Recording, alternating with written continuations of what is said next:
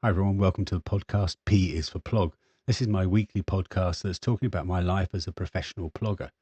What is a plogger? Well, that's someone who runs around the place picking up trash. I've been doing it since 2011, but since October 2024, it's now become my profession. It's 50-50 as to whether it works or not, and the podcast will just talk about my adventures in trying to make it work. We're now on season 2, episode 13, and this one's called P is for pooped. I had to go to the thesaurus for this one, finding a P word for tired, and pooped just stuck out at me. It just sprung out of the screen. So P is for pooped. Here we go. Plug it and tag it and post it and bin it. Plug it and tag it and post it and bin it. So before I get into the main subject, which is talking about fatigue after the crazy 12 stayed and plog, the sort of the 1,500-kilometer run I did around the country picking up trash in 1 month, I want to talk about a couple of things that have happened this week because they are just so fantastic. And I'll try and keep these sort of succinct so we can get on to the main subject. The first one, and I'll actually talk more about this next week, is I've got a Plogging banana branded logo now. I've created it myself and I'm quite pleased with it. I mean, the perspective's a bit off, but I think it looks pretty good. It looks like I've created it, which I have. So it's not professional. It's just fun. And I think it works really well. And I've turned it into a couple of branded items, which I'll talk more about next week. But the most important one is the ink stamp that I've got. So when I go to schools, and I find this really weird, the kids just want me to give, they want an autograph. And I just find it's so weird. I love getting all the attention. I love having people asking for a selfie and everything. I'm quite happy to run around the street just making an idiot of myself. But when I get really self-conscious, if someone wants me to, if they want my autograph, I'm like going, why do you want my autograph? I find that so bizarre, but the kids really love it still, which knocks me back a bit. So when I originally started, I did it as Paul the Banana, but as soon as you've got a classroom of kids, 30 kids, and they all want it to be signed Paul the Banana, you lose track of how many A's and N's you've sort of written down. So sometimes it'd be Paul the Banana, sometimes it'd be Paul the Banana, sometimes it'd be Paul the Banana, because I've just lost track of it. So I needed something that was a little bit more easier to handle. And I was chatting to this with some dear friends, Kirsten and Norbert, and I was like saying, I think I'm gonna get some stickers because stickers are really cool. They could either stick it straight away on their book and I just sign it Paul on top of it, or they could maybe put on their pencil case and I could have it, you know, in full honesty, with a bit of branding on there so people can find where I am, sort of way of life. But as sort of Kirsten pointed out, then there's a little bit of backing play paper that's got a bit of plastic in it and things like that. It's not the most ideal or sort of sustainable one. And also, to be honest, it's going to cost more money because I'm going to get loads of stickers printed. I don't mind too much the extra waste that's coming from it. In all honesty, I think, you know, compared to what I pick up, I think I think I offset it enough with all the trash I'm picking up each day. But I think it may be not the best thing to do first of all. So instead, we sort of came up with the idea of doing an ink stamp. So I've got this ink stamp that's just got this Plogging banana and Way of Life on it. It looks really cool. The idea there being is I can just stamp the piece of paper and then just sign it Paul, and that just makes it so much easier. I was like wondering when I do this, when I've got this, I was like thinking perhaps they want to have it as like a temporary tattoo, but I hadn't tested it out myself. So I did it yesterday. I had a school visit yesterday. And yeah, sure enough, they wanted autographs. So we've got a whole row of them, and I'm testing out the ink stamp. I was wondering if they would see it. And then one of the kids went, could you do it on my arm? I was like, there you go. Same idea as I had. So yeah, sure. So I tried it out. I haven't tested this out myself. And I was like, wow, this looks really good. I'm actually really impressed with how well the quality of the stamp is. And The ink seemed to be good as well. I hadn't tested out how permanent it was. I was a bit scared that it would just come off straight away and onto their clothes, but it didn't seem to do that. They're all asking for it. Suddenly, some of them want two, one on their bicep, one on their leg, and everything. I stopped short, and I wouldn't let them do it on their forehead. A couple did ask for a stamp on their forehead. I went, no, that's not what I'm going to do. We And then I got this message this morning just from a parent, and I just misread it. It was like, yeah, for me, it said the tattoo doesn't come off. It does not come off. It was like in uppercase, NOT, not, does not come off. I was like, oh no. I got into panic mode. I'm sorry. Oh man, I hadn't tested it myself. I'll have to get a different ink for it. It's a little bit sort of more washable and things. Oh, sorry. And they came back and went, no, that's not what I meant. Her daughter would not let her wash it off. And she would not let her wash it off in the morning. She said, I'm going to school with this tattoo.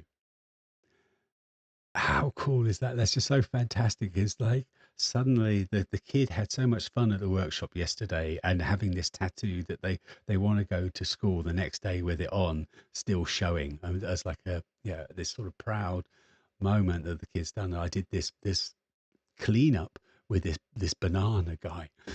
I just think it's so fantastic. So yeah, I'm gonna have to test it on myself. But so if you ever want a plogging tattoo, then come to me. I think that was just so wonderful. And there was another story that I heard as well. So this week I had a meeting with some people from the council talking about some event that could happen soon. And this woman said, I want to tell you a story about what happened. So I think it was a hockey field. So on the hockey fields here, they have like all fenced in and everything. What happens is any trash that gets onto the hockey pitch or onto the football pitch just gets blown into the corners. So what you see is on the corners of all these sports pitches, there's just trash right stuck in the corner because it's not going anywhere. And there was this little kid that was just picking up the trash. The parent was like, no, just leave it there. It's fine. Yeah, leave it there. Someone else will pick it up. But the kid was so determined to pick it up. And I've got this image of them sort of having a whole handful of trash. I don't know if this is what happened, but a whole handful of trash, sort of bending down to pick up one piece, and then two more drop on the ground from her hands. And so she has to pick those up. And it's like sort of just trying to pick up as many pieces as she could. And the person from the council had a chat with her and said, oh, this is really cool what you're doing. And her response was just made me smile so much. The kid just said, I learnt it from the banana. How cool is that? I think that is just so wonderful. And that, and with the ink tattoo and a few other things, I just think it's such a shame that I can't really show a lot of content because it's kids and everything. So, but the engagement that I get from kids in these school workshops is just so incredible, absolutely amazing, and especially with sort of the primary school kids, sort of the ones that are sort of up to 11. They understand everything about what I'm trying to do. They find it fun. They find it engaging. They love doing the cleanups, and they really just have joy. It's just so amazing. It's just a shame I can't really share that energy on the socials just because of the restrictions that we have with kids, which is, I don't mind. It's just it makes it a little bit tough for me to sort of sell it to other schools. But yeah, I just absolutely love that. One more story, which is not about kids, but just about me running, because this has happened twice now. And I'm like, how do I run? I must look like the weirdest runner in the world. So I went for a run this morning, just in regular gear, and coming back, and someone waved at me like, "Hey, banana," like that, and I'm not in my banana gear, and I don't really know them. I just went up to them, started chatting to them, so they've engaged with me, and I really want to sort of engage with them and just give them a smile or give them some sort of just some interaction that is more than just a wave back if I can. And he said, yeah, and this is the second time I've heard this. Yeah, I recognized you from your running style. So I knew you weren't in the banana suit, but I just knew it was you straight away from the way you were running. Oh man, how do I run? what kind of running style do I like? Is it like Ministry of Silly Walks or something? What is so unique about how I run? I'm not thinking. I don't think I run that weirdly, but maybe I do. Let me know. Yeah, if you know me and you see me running, am I a really weird runner? What am I doing that is so weird? Uh, there's got to be something that sticks out to people that they can recognize me outside of a banana suit from the way I run. So I think that's a good thing. Well, I don't know, it's a good and a bad thing. Is it just means that I'm just always going to be a slow runner because I'm just, putting two legs forward and I'm not actually sort of skipping, or am I? What's going on? What is so different about my style? But maybe it's just because I'm pooped. You see, oh, what a segue into the main subject. Oh, that's just brilliant. I should trademark that one. Yeah. So, but it could well be. It could be because a lot of the time when I'm running, I am just tired or I'm shuffling around. I'm doing an easy pace pickup. And so, yeah, it is very distinctive. It's not a guy running going out for a 1 hour run after work. Maybe it is, but maybe it's also because I'm tired a lot of the time. I'm not picking up my feet because I'm pooped. So what I really wanted to talk about was the impact of the May adventure I did. So you must know by now. I can't believe I've got many new viewers, listeners onto this show, but just for in case. So in May, what I did was I did a almost 1,500 kilometer run for the month. So I ran more than a marathon at least each day throughout May, so 31 marathons. Sometimes they were even up to 70 kilometers or above. So and it ended up as 1,472 kilometers I did for the month. Yeah, it was just jogging. It wasn't sprinting, but it wasn't walking. I wasn't walking. It was definitely sort of a jogging motion. I think one of the biggest questions I get is, what happened afterwards? Were you not tired? And, what's the fatigue like? So I wanted to sort of answer that because it's startled me and it's thrown me backwards a bit. So we're now towards the end of June. So I've almost had a month since I finished. During the event, it amazed me how I could recover and carry on. I mean, literally one day I could hardly walk to the bed. I was in so much pain in my legs. The next day I got up and I ran a marathon. It was amazing how the body adapted. So in terms of fatigue, I can't say I was like, oh, I can barely stand up or I can barely go a step further. I was tired for sure, but I wasn't unbelievably tired like I've never been tired in my life before during the month. And I remember thinking to myself when I finished, I literally could just go home now and then go for a marathon the next day. I can just carry on. The body had adapted. They always say like it takes 3 or 4 weeks for your body or for you to adapt to a new routine, and it felt like it was okay. Right, that's my routine. Right. So you want me to go for a run the next day in a marathon? Okay, let's do that. And that's how I felt leaving. And I woke up the next day and it was the same feeling. I felt like okay, yeah, I can just go for a marathon. I didn't. I went for a 6 kilometer run and just jogged it out. Took it really easy. And then what?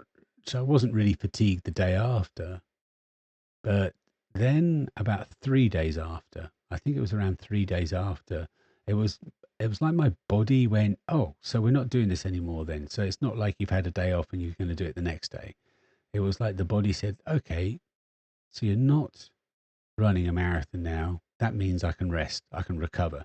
And then it just went down. It just suddenly, I was so fatigued. I've had a couple of days off this month, which I don't normally do from running. And on those days, if I have a sort of an easy day, if you see that on Strava, or if you sort of see, oh, I had a day off, it really is because I am physically tired. That first real tired day, it was it was like I had someone pushing down. I was lying on the bed and someone was pushing down on me, sort of with all their weight, just pushing me into the bed. It just felt like that. It was all, like sometimes you have that when you're really ill. It was that, but without any of the illness symptoms. I just felt dead tired, like my whole body was sort of just exhausted. The next day, felt fine. And what's been really weird is it seems to be good days, bad days. So I have these really good days, or I have these really bad days. I can't say the good days are amazingly good, but since this month I've already done one day where I ran 45 kilometers in one day, spread out over two races. That one was really early in the morning, one was late at night. But I've done that. I've done some. I've done 100 and I think last week it was like 113 or something kilometers for the week. So some big, I've done some big mileages, but I've had these days where I've just been in between them. Every now and then, I just feel like it's a really tired day. I think, how do you deal with that? If it feels like it's the wrong thing just to sort of stop or just to do 6 kilometers or just do really easy runs and things, it feels like that's the wrong thing to do. It feels like the body is wanting to do some proper runs.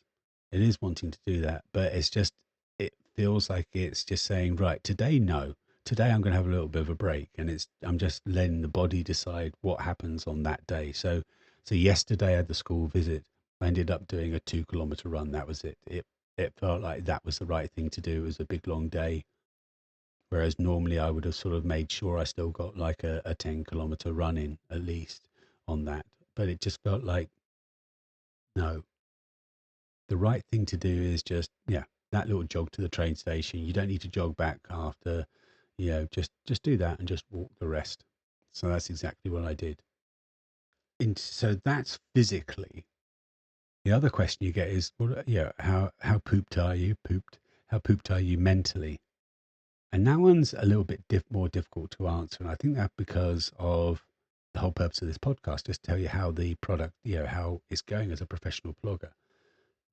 You know, with the trial of Stayed and Plog, this huge, crazy May adventure, the goal was so many different goals. For my mission, I wanted to reach as many people as I could. I really want to make it as big as I could, get as much attention in the papers as I could. But the benefit of that is the additional benefit of that is hopefully is something I can show sponsors to say, come and sponsor me, come and get me to do a cleanup with you, pay for me to do a cleanup with you, and I've got a great story to tell you, I've got a great adventure to tell you, I've learned a lot of things from it, I've learned a lot about myself, about people from it, I've got some experiences to share. So it's a way of hopefully making myself more attractive to companies and potential sponsors. That it looks really good on my resume. I'm running out of sponsors, so I think I've got enough money at the moment to last me the end of the next 4 weeks, and then the money's dried up. I have no more money. So when I finished May, so going to that question, that mental thing, people were asking, do you go on like this huge dip? Have you gone on this sort of, you've got a dark cloud above you in terms of, you've got nothing else to do. You're so used to, your body is so used to doing these marathons. Are you not getting depressed afterwards? And for me, I can say there's so much that I need to do in terms of myself as a professional blogger that I've not got that luxury of stopping. So as soon as I got back, I was like, right, now I need to maximize it. Now I need to get sponsors. Now I need to maximize it. Now I need to change my branding. Now I need to maximize it. I need to do this. So I've got this huge list. So I haven't had that dark clouds. Having said that, it's been, the dark clouds have come in a little bit. So I will say there have been some moments where I've been sort of really sort of down. I wouldn't say depressed, but down. But that's mainly because I'm too tired to get the things on my list done. And that's still the case. I'm so far behind. I'm like a month behind of where I want to be or where I should be that I could be doing. One of the things I've learned from this is, okay, plan ahead. if I on my next big adventure, what I'll do is right, okay, as soon as I finish this, I want to be able to do blah blah blah blah blah, so I can get as much of that work done beforehand. So when I know I'm going to be tired afterwards, I've still got the capacity to send out some emails. I've still got the capacity to do this and this and this. Like with the rebranding, maybe it's counting the eggs before they hatch, but maybe I should have had the branding all ready to go, saying, "Look what I did," and I can just adjust it to what happened. And then, of course, if it didn't work out, I don't have to change anything. So maybe I need to sort of make use more of the build up in terms of pre-planning to give myself that room to recover better. So I think that's the biggest thing mentally for me is frustration that I've not been as productive afterwards as I want to be. I've still been doing all the things I need to do, but not the things I want to do. But yeah, I think that's the biggest thing is that I found is mentally I've been frustrated more than depressed, and physically I've had these sort of good days and bad days, and it's quite interesting to see how the body handled that. It literally was 3 days. It was like, okay, you're not doing those marathons anymore. We're going to shut down. We're going to recover. But it was like, okay, we're going to shut down and recover, but you can do a marathon the next day. That's fine. So it's just so weird. It feels like sometimes it's sort of the expression 2 steps forward, 1 step back. It feels like it's 2 steps forward, 2 steps back every other day. I'm sort of so one day I do 2 steps forward, the next day I do 2 steps back and get back to where I started, and sort of keep on doing that. But it does seem to be getting better now. I'm definitely sort of more physically and mentally energized like I can. But today was a bit of a down day, for instance. I think that's it. I think that's all I wanted to sort of talk about on this episode. Yeah, the great thing is now I'm doing these weekly vlogs. So give it a subscribe and follow along to me on YouTube. So if you're looking on this on YouTube, that subscribe button down there. Just click on that, and then you'll be able to get those weekly things coming up. If you're listening to this on Spotify, then head over to YouTube. It's Way of Life. Everywhere is Way of Life, WAYE of Life, and subscribe to that and have a look at the weekly things I'm going on. It just gives you a bit more of an insight into what I am able to do and how much I'm covering and things. And this week has definitely been a fun week. So I'll be sharing that on a Monday, and I'll be doing these podcasts on a Tuesday, on a Thursday, Friday, depending on how it goes in terms of what I've got on and things. I should really end on a way of life, shouldn't I? So let's. What's it going to be this time? Everyone talks about being in the moment, but really, it's so true. And what I've seen over this last month is take each day. Don't look ahead to you've got to get this done in these 2 weeks. And I've really had to sort of get up each day this month and go, what state am I in today? Oh, I'm in a good day. Right, I can get this done. Oh, I'm in a bad day. I can't get this done. Let's adjust it. How can I adjust it? It's really has sort of forced me to be in the moment. That is fine. It's almost I've had to let my body decide what I want to do. And I've really seen a benefit in doing it. Whereas mentally, normally, and I think the way I got through the 31 marathons was just to be so driven to do it, and so stubborn. I am going to do this. And there is a time for that. But there's also a time just to say, yeah, this is what it's going to be today. That's fine. Maybe tomorrow will be different. Yeah, and then look back on the week and say, okay, is it heading in the right direction? Is it not? And then maybe you can sort of make some adjustments and see what you can do. There's space for everything. There's space for planning, and there's space for spontaneity, and then just see how it goes. I think that's something that was missing from my way of life. That sort of just get up today. How's it feeling? All right, this is what you're going to do. That was missing from my life, but I've tried to include it in my way of life now. Is it something you do in yours? Do you listen to what your body is saying for the day, or do you go on with your plans regardless? With that thought, speak to you next week. Bye.